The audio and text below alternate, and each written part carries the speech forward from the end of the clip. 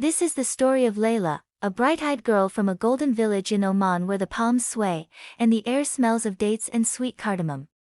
She was quick, curious, and bold, but she had one little habit: she always wanted to be first.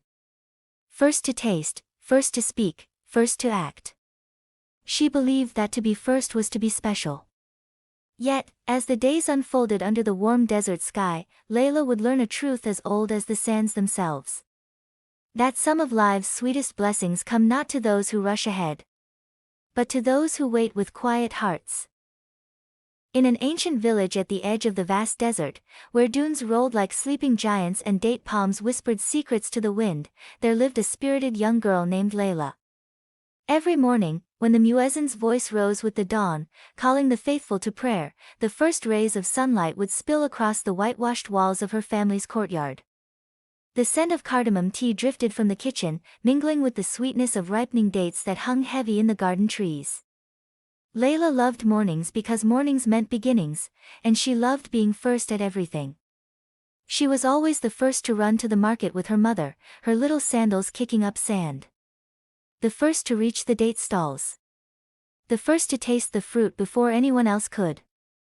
"Why wait?" she would say with a mischievous grin.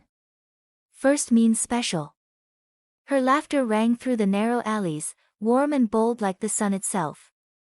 But though Layla's energy filled the village like music, her impatience often left her heart unsettled. 2. The trouble with being first. One bright afternoon, the marketplace buzzed with life. Merchants called out, camels groaned softly in the heat, and the smell of roasted chickpeas filled the air. Layla spotted a basket of glistening dates, golden brown and still warm from the sun. Without a thought, she snatched the first handful she saw and popped one into her mouth. But the taste was bitter, the fruit was not yet ripe. She frowned, spitting it out discreetly behind her scarf. Her mother chuckled gently. "Patience, my dear Layla. The sweetest things come when they are ready." But Layla waved her hand. "I don't need to wait, Mama. I like being first." Later that week, her father returned from the distant town of Alkamar, bringing small treasures wrapped in silk, gifts for the family. Layla, unable to contain herself, tore into her parcel first. Inside was a delicate clay flute, painted with stars. She blew into it at once, and it cracked. Her brothers, who had waited, unwrapped their gifts slowly, and theirs stayed whole. Layla's eyes welled up. But still, she whispered to herself, first means special, even as her heart began to doubt it. When the season of fasting came to an end, the entire village came alive for the festival of the crescent moon, a night of joy, gratitude, and celebration. Lanterns shaped like stars swung from every doorway. The air shimmered with the scent of rosewater, saffron rice, and syrup-soaked pastries. Drummers played in the square, and laughter rippled like wind across the sand. Layla could hardly wait. "I'll be the first to see the moon," she declared. She ran through the courtyard, climbed the fig tree, and squinted at the horizon. The sky deepened into velvet blue. The first sliver of the crescent appeared, delicate as a thread of silver. Layla gasped in delight.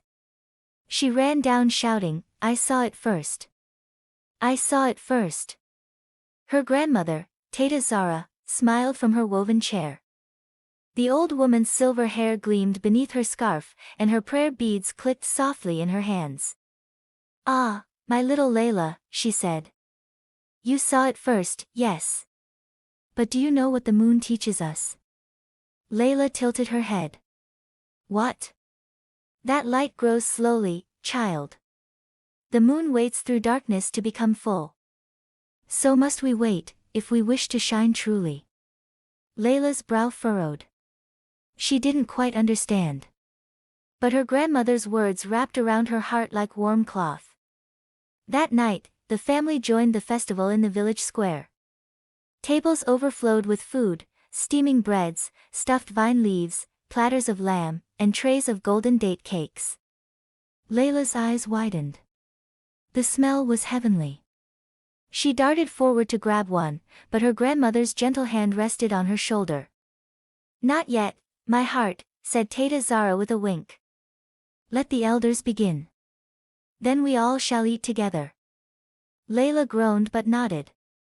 The drummers played, children danced with paper lanterns, and Layla sat beside her grandmother, watching the moonrise deepen the desert's color to silver.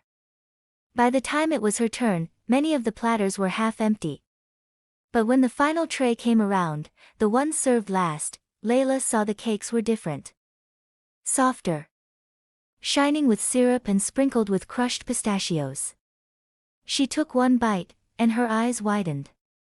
It was the sweetest, richest taste she had ever known. Her grandmother chuckled softly. Those were the last batch, my dear. Baked slowly, cooled gently. The patient ones received them. Layla's heart quieted. For the first time, she didn't feel the need to rush. She looked at her grandmother and smiled. I think, she said softly, I understand now. In the days that followed, the village noticed a difference in Layla. When she went to the market, she let others go before her. When her father brought gifts again, she waited for her turn to open hers, and when she did, the toy bird inside chirped beautifully, unharmed. When her friends spoke, she listened, really listened.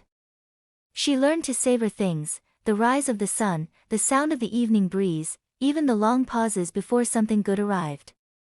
And in that stillness, she found something she had never tasted before, peace.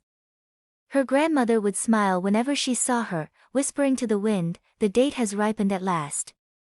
Years later, when Layla grew tall and graceful, she became known throughout the village as a patient and wise young woman. Mothers pointed her out to their children and said, that is Layla, who once wanted everything first, until she learned that time is a teacher.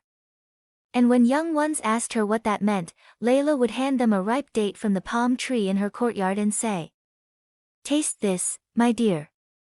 Do you know why it is so sweet? Because it waited under the sun until its time was right.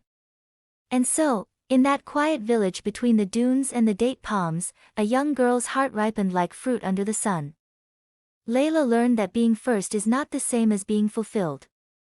And that the patient heart, the one that listens, waits, and trusts, is the heart that truly tastes life's sweetness. For in every journey, every friendship, every dream, the greatest rewards are not found in haste, but in the gentle art of waiting. Patience brings better rewards than selfishness. Just as the ripest dates come to those who wait beneath the sun. If this story touched your heart, don't forget to like, comment, and subscribe for more inspiring stories that remind us that good things come to those who wait.